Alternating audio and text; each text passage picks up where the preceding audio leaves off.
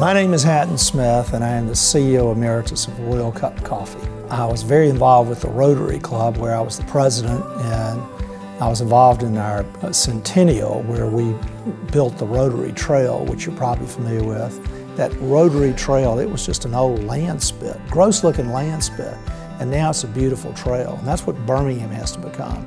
It has to become what it used to be and become a beautiful, blossoming city with opportunity for all.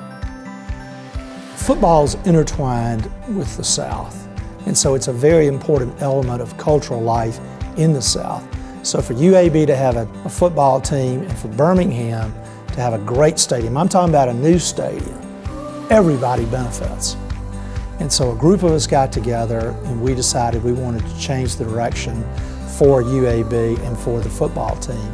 We thought the football team in its renaissance mirrored the renaissance of the city and added to the cultural life. And so we were highly motivated for that outcome. UAB and Birmingham are almost synonymous now.